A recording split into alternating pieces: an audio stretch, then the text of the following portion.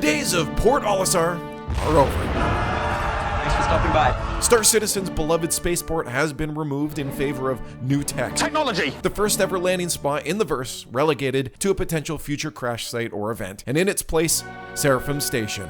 I personally spent the last 3 years there, yeeting, racing through the rings, playing chicken with lasers, and simply just enjoying the view. And I know a lot of you have even more memories than I do if you've played longer. So I gotta be honest.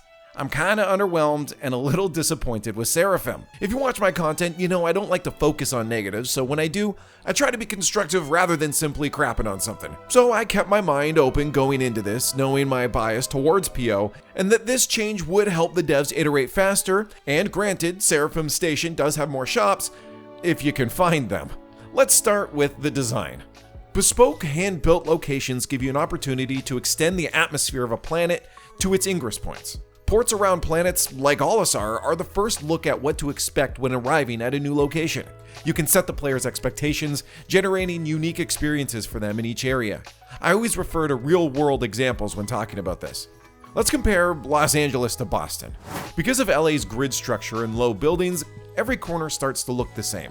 When I was traveling there for work, I often thought I had been at a certain intersection many times, when in reality, it was my first time there.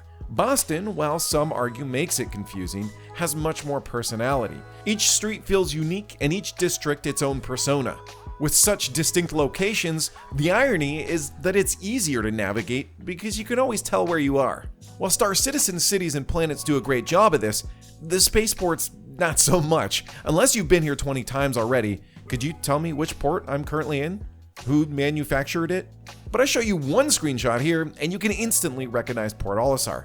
It's operated by Crusader, and while I think it could use a refresh in terms of design to better match Crusader's language, I don't think it's smart to change it to a generic Lagrange point design internally. Gameplay becomes monotonous and boring, grindy, and you stop looking around at your surroundings when every place looks the same. One of Star Citizen's greatest selling points is in its details, which in turn leads to immersion. By homogenizing points that are regularly accessed by players, you take away that immersion. The focus becomes just getting to the next thing on the list, not taking in where you are right now.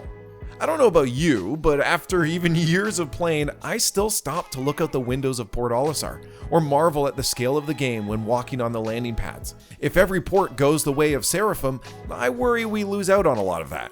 Bespoke locations bring such a huge chance to add life, personality, and extra lore to the universe, making it feel like a lived-in world. For instance, imagine Hurston having a lavish port to impress people before they came down to the planet, a curated first impression.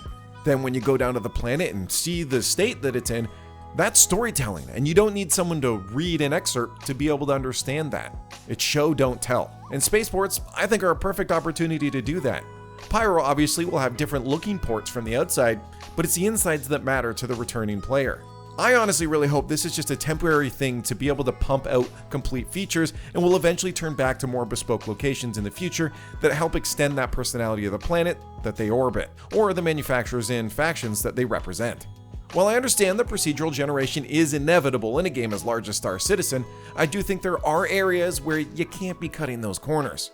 And of course, we have to talk functionality. The new procedural stations are quantifiably less efficient. As showcased by Brockawala on Reddit, Port Olisar was hands down the fastest bed-to-ship experience. What's more is the experience felt more immersive as you weren't immediately crammed into a tiny box, sealing you off from the scale of the game. Walking from bed to ship with no elevator, which can be perceived by a lot of players as a loading screen, made the impact of walking out onto the landing pad and seeing your ship that much more memorable. The scale of the verse was better represented as you slowly moved to larger and larger experiences.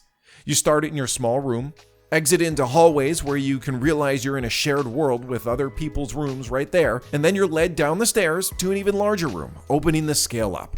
After calling your ship, you then walk out onto a pad where the world opens up to space, and freedom to do whatever you want becomes immediately apparent. To further drive home the scale, Crusader sits, fully realized, in the background. The mountains of Skyrim, where if you can see it, you can go. Compare this experience to other stations. You wake up in a room, you get the hallway experience, sure, but are immediately shoved back into a small box. which then doesn't open up to a grand central room, but rather confusing tight corridors, something any other game can accomplish. This is fine if you fill it with a design language unique to that location, but when it's every location, it gets old. And then as you frustratingly wind your way through to the terminals, you may catch a glimpse of the bigger world, but it pales in comparison to views in scale like this from Port Olisar. Then you get shoved into a small box again, and when you get to your ship, while the size of the hangars is impressive, the fact you don't have that immediate view of the world beyond stunts that sense of scale. You don't get to see your ship with a planet backdrop behind it to show the possibilities of your forthcoming adventure. CIG's game design philosophy is about depth and detail, and removing a unique experience for one that feels repetitive and common, to me shows there might be an awareness of limit to the scope Star Citizen is aimed for. You could run a pass and redo Olisar with modern tech while maintaining the personality of the station, but that takes a lot of time, and in awareness that I may sound ignorant here, if any devs are listening, to me this represents a shift in approach to the game. We all want it released, and I wonder if CIG is realizing the limits of their scope and are trying to pull things back in order to actually start getting this thing closer to a real release date. A question for you in the comments. Could this be a sign of CIG realizing their mortality and beginning to aim for a completed experience rather than a perfect experience? Are we seeing the beginning of the end? A push for release as we see design philosophy dropped for efficient production of features? Or should I take off my tinfoil hat? Let me know down below or join the Discord to continue the conversation with me throughout the week in between my weekly video releases. Good day, and I'll see you in the verse.